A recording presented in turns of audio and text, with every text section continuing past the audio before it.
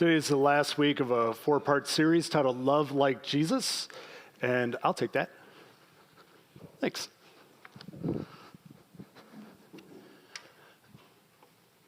And the point of today's message and where I want to end with this series is simply this, that loving like Jesus, it leads to servant leadership, something that just naturally happens when we start to love like Jesus. And Jesus, he makes it really clear in the end of his ministry. He's with his disciples. We read about this in John chapter 13. He gives them a new commandment. It's not number 614. There were 613 commandments in the old covenant. But it's a new one. It's the one. It's the one that is to guide us as Christian people. He says, "A new commandment I give you, love one another, just as I have loved you. I want you to love one another. By this one thing, loving like Jesus, everyone will know that you're my disciples." As Christian people, the thing that identifies us is if we love like Jesus. And all throughout this series, we've been exploring what that means and how to love like Jesus.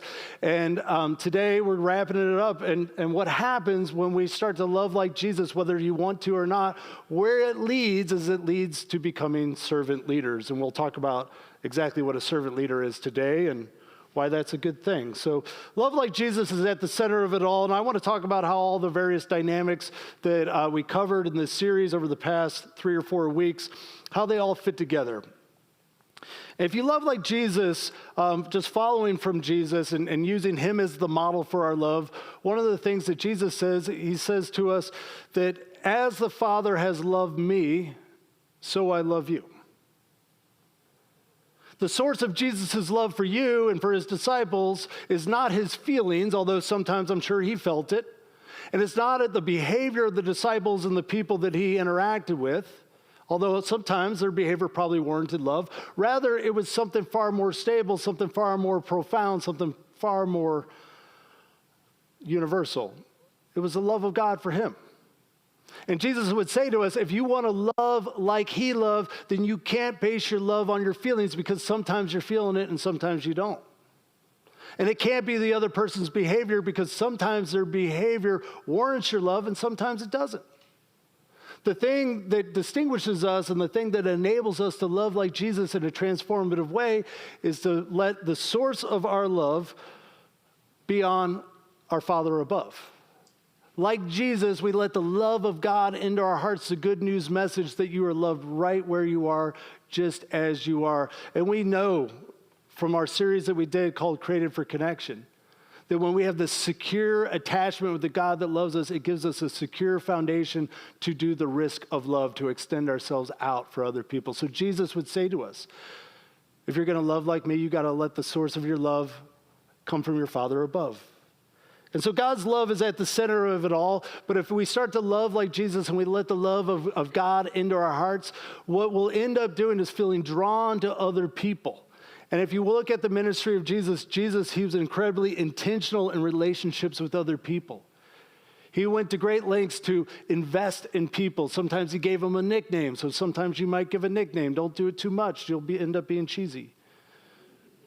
But he would give them nicknames. He would come to know them. And he was very intentional in relationship with other people. So to love like Jesus, you have to invest and invite like Jesus. And you know why a lot of the disciples were from Galilee? It's because Jesus was from Galilee.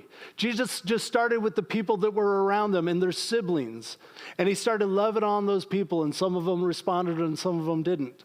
And you have people around you, and God, if you let the love of God into your heart, God's going to call you to extend yourself in love to those people. And you can't love everyone, but you can love someone, and God will call you to those people. And to love like Jesus, we got to be intentional to invest in a relationship with them, to invite them to come to know us. And if you're going to do this, then you need to be growing in faithfulness. And faith is a skill. And I like to call it a skill because a skill is something you can develop, something you can become better at. But if you neglect the skill, you won't be so good at it anymore. And so we want to be growing in faithfulness, and faith is a skill where you simply do what you can do and trust God to do what only God can do.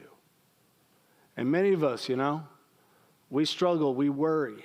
We try to control things that are outside of our control. and we spin around and we make ourselves sick and we get nowhere. But the skill of faith is the ability to take that first step. God will point you in a direction. He'll show you a destination, but he won't give you all the steps. He'll just give you the first one, maybe the second. And people who have developed the skill of faith like Jesus has, they're very good at being able to take that step and trust God to do the rest. Show them the way. So as you're growing in faithfulness, what ends up happening is you become a servant leader. Because you're out there, you're doing what you can do, and you're trusting God to do what only God can do, and you end up inevitably becoming a servant leader.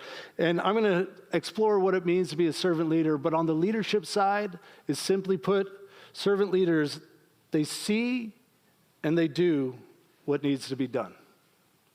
Servant leaders, they see an issue, and then they do something about it.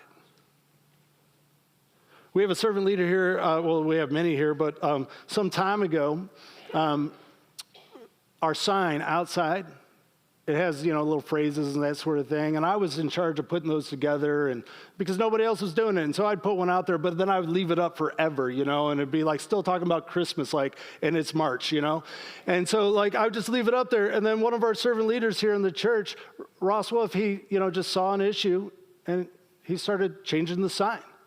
And I just talked to Ross right before the service. I was like, man, thank you for changing the sign.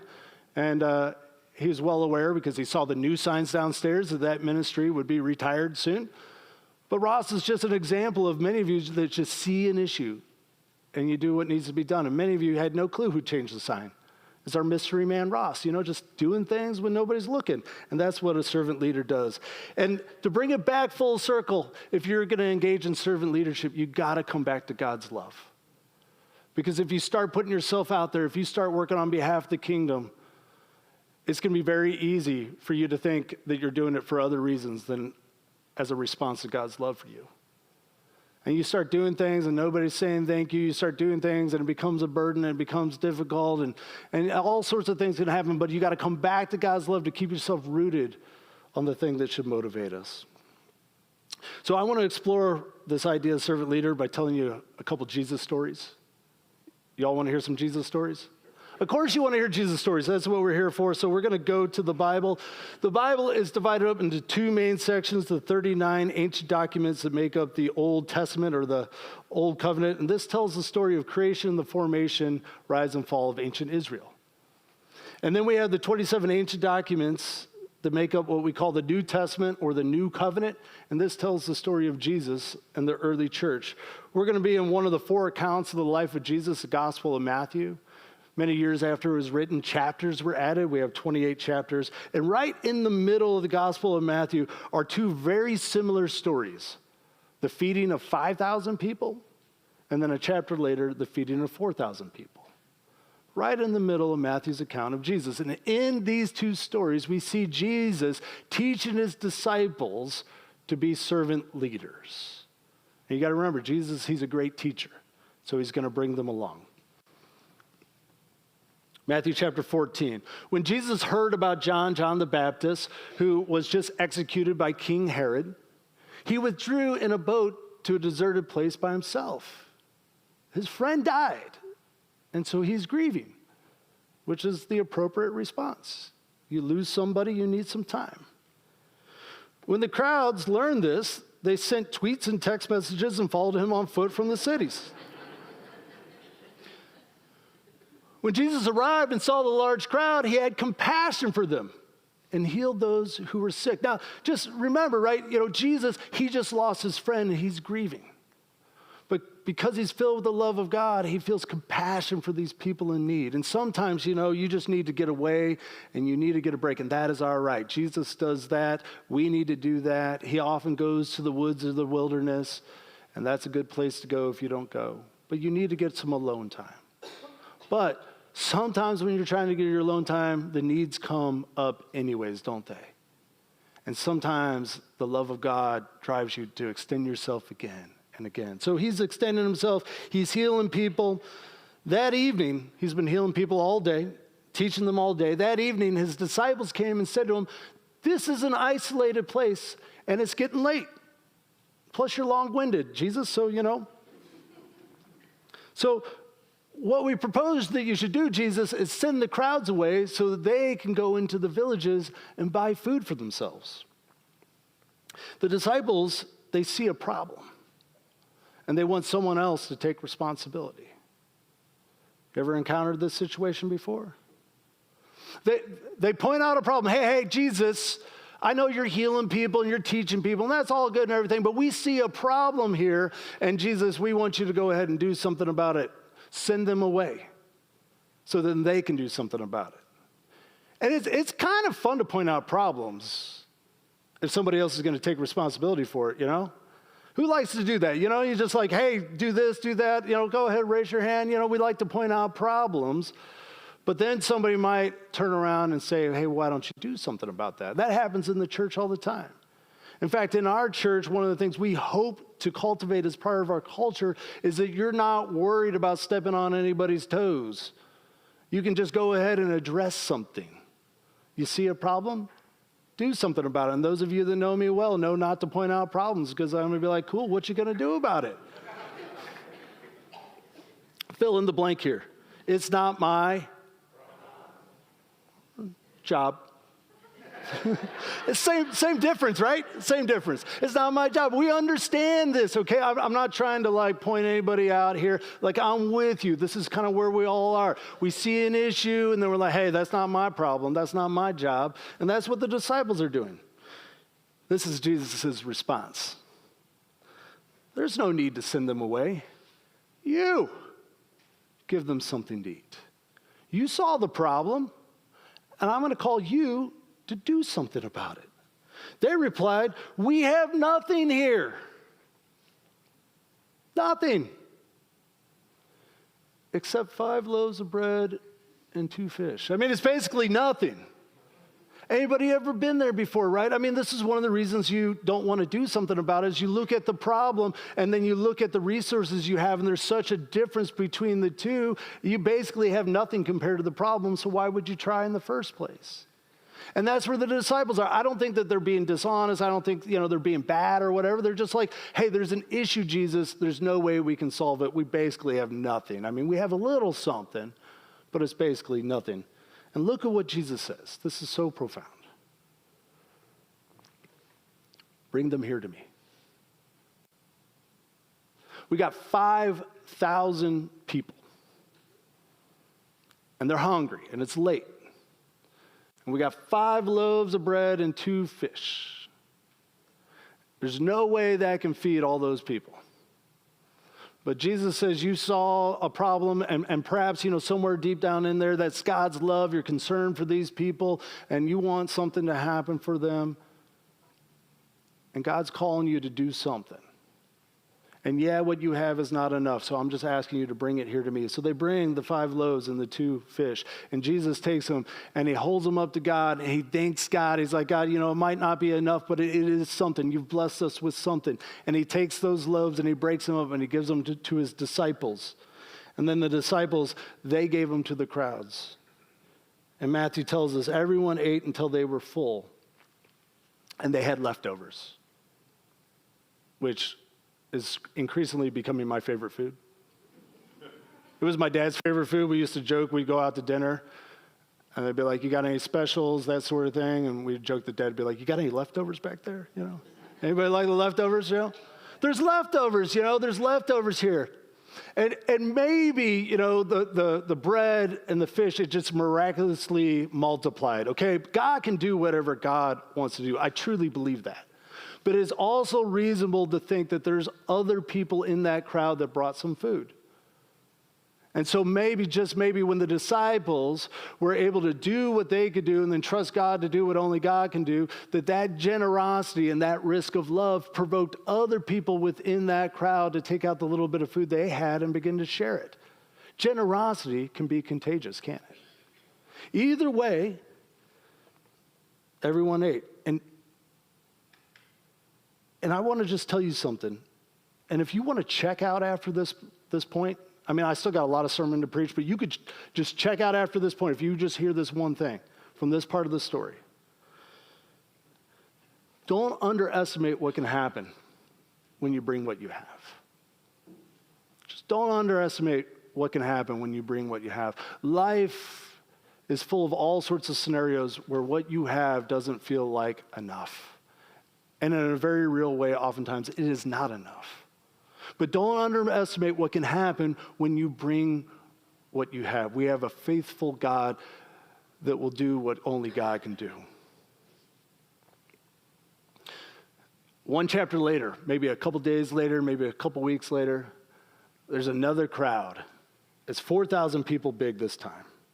And Jesus, he calls his disciples. He's been teaching them all day, healing people all day. And it's getting late in the day. He calls his disciples over and he says to them, hey, look, guys, I feel sorry for the crowd because they've been with me all day and have nothing to eat. And I don't want them to send them away. I remember last time, that was your solution, send them away. Okay, Jesus, he's smart. He's teaching them. I don't want to send them away. I'm going to take that off the table. I don't want to send them away hungry, for I fear that they won't have enough strength to travel. His disciples replied, where are we going to get enough food in this wilderness to satisfy such a big crowd? Now, we could read this two ways. They could still be, kind of a little snarky and trying to slough off any responsibility, like, where are we going to get enough food? Like, come on, Jesus, didn't you learn something last time?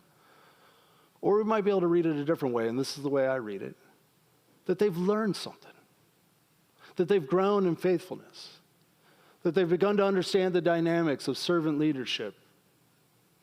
And so they take responsibility. Hey, where are we going to, like Jesus is pointing out an issue, and then sometimes in our lives, Jesus, he's going to show you an issue. The love of God is going to show you an issue in the world around you.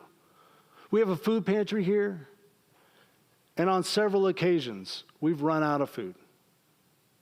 We've put a sign out front that says, we're out of food, and turn cars away. And those of us that are involved in the food pantry, we resonate with this statement, I'm sure. Where can we get more food? Where can we get grant funding so we can afford more food? How can we have more supplies here? Because there's more people that need food. Sometimes God's going to point out an issue in your community, in your life, and in your family, and you're going to be called to take responsibility. So see, Jesus sees a problem, and the disciples now, they're willing to take responsibility. How much bread do you have? Jesus says to them. They say, 7 loaves and a few fish. Gone is the statement, we have nothing, Jesus, it couldn't nearly be enough. Now they've learned something. Hey, we don't have enough, but we have something. We have something. We have 7 loaves. It's just a tiny bit more. It's 4,000 people instead of 5, but still the math doesn't add up, right? It's clearly not enough, but we do have something.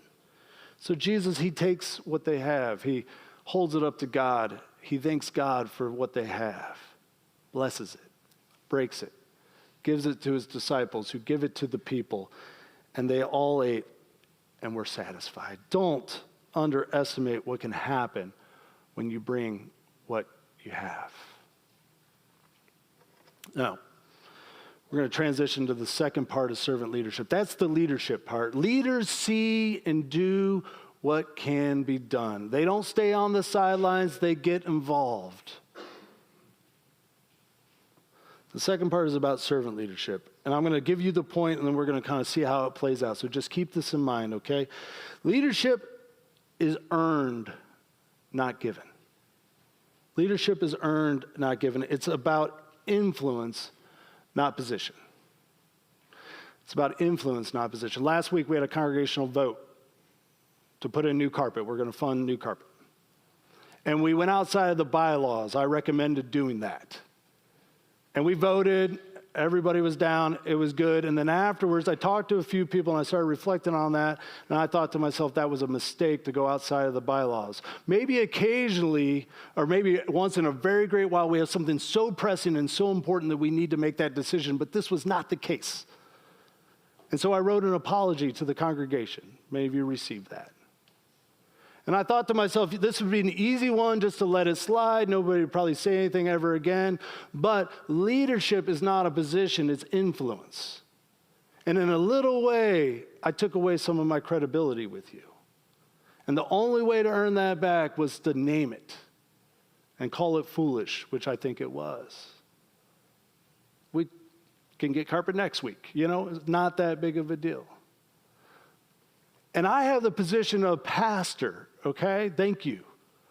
But this position means diddly if you all aren't showing up and don't trust me.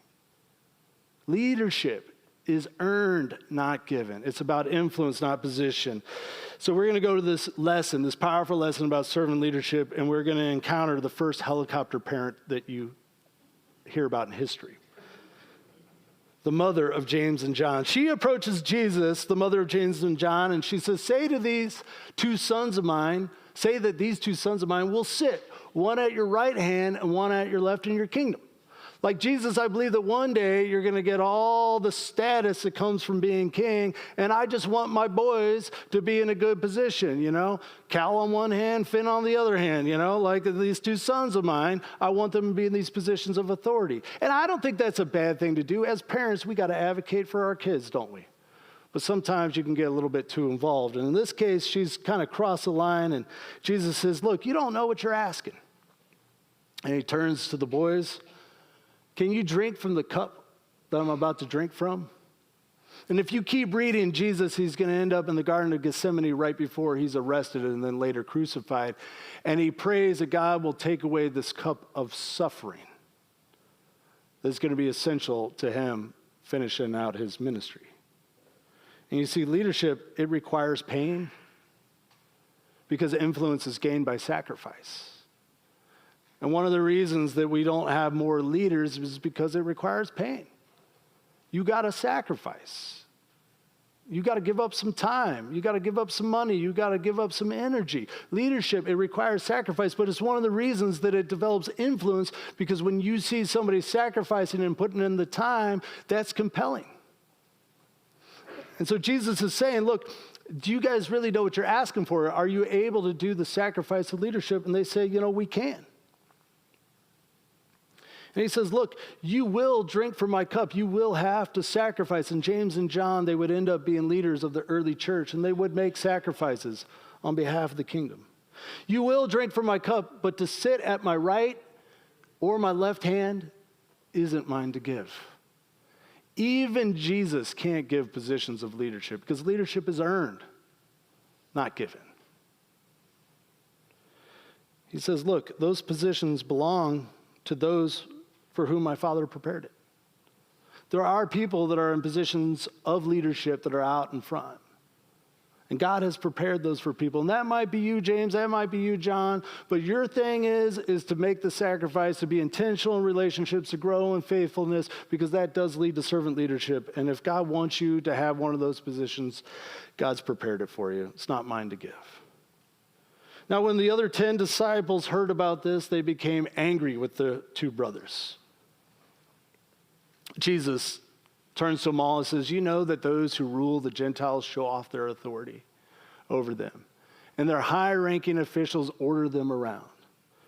And they're like, yeah, we know that. That's why we want to be, in these high rankings, so we can order people around and we can have the good seats and the good food and people will serve us, That's the model of leadership, right? That's what we see out in the world. And a little bit of you, probably, I know a little bit of me wants that kind of leadership. It'd be nice to be able to be like, hey, do this, and people go do it, right? Anybody have that fantasy, or is it just me? You know that those who rule the Gentiles, they show off their authority. They order people around. But that's not the way it will be with you if you are my disciples.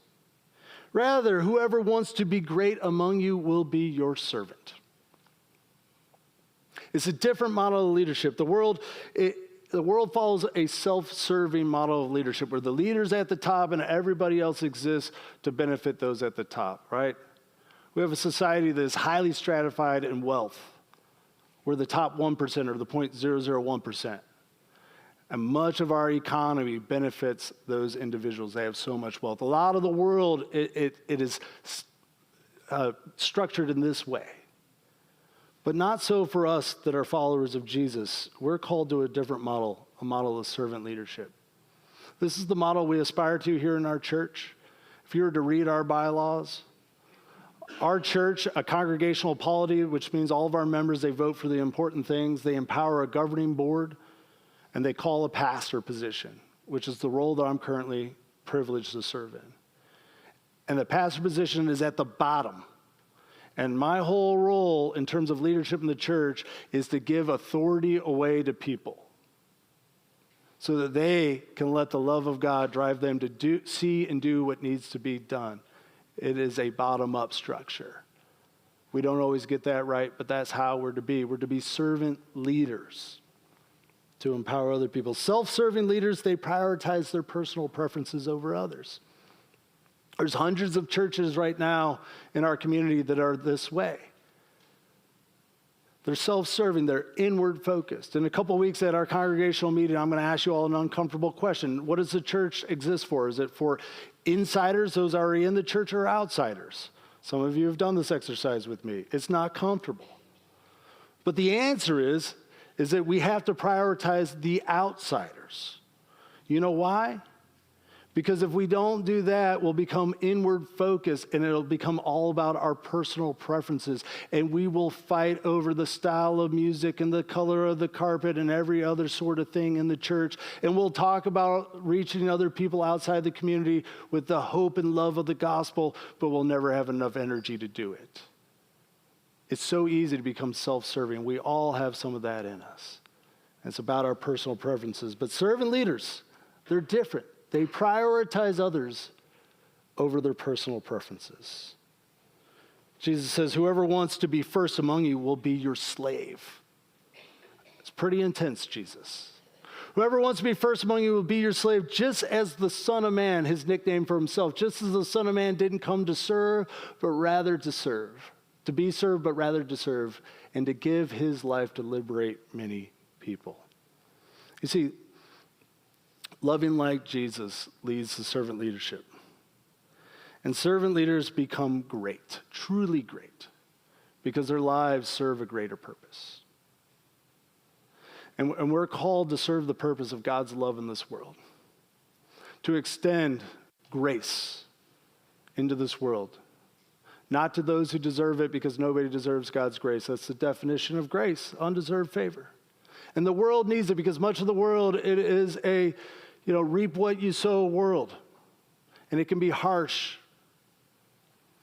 But we're to be a different kind of people, servant leaders who extend that grace out into the world. And when you align your life with that, you are truly becoming great. It's a way to truly live. Jesus says in another teaching that echoes all this, he says that those who try to save their lives, those who try to make their lives all about their personal preferences and their comfort and everything they want, they end up losing them.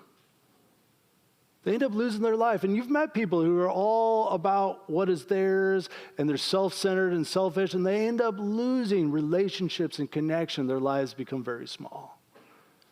But those who give up their life for my sake, for this greater purpose, Jesus says, they truly find life. Their lives become big. They become great. Let me ask you a couple questions as we close out. And you can ask this today, but it's printed in your bulletins. Take your bulletins home. Open them up, read the insert, okay? There's a bunch of stuff in there. We'll remind you about that. But on the back, on the outline side are these questions. And these are big questions. Questions to spend an afternoon thinking about, a question to come back to. First question is this: who or what am I serving? What is your life about, really? Is it about your own personal preferences? Is it about just you and your family? Is it about stuff? Is it about experiences, about getting ahead? What is your life really about? Second question is, will my life be about personal preferences or a greater purpose? And by default, we make our lives about our personal preferences. You know why? Because they're your personal preferences. They're the things that feel good. It's natural, right? We're all in that starting place. But you're invited to have your life be about something bigger, something greater. Servant leaders, they see and do what needs to be done. And as you let the love of God into your heart, as you try to increasingly learn to love like Jesus loved, to be intentional in relationships, to grow in faithfulness, and to see and do what needs to be done, you will experience this gap between what you have and what is needed. Don't be shocked by that. All you need to do is bring what you have. Bring what you have. Because God can do far more with what you have than you think. And he calls all of us to this greater purpose of the gospel, of the good news of his kingdom. Let us pray together.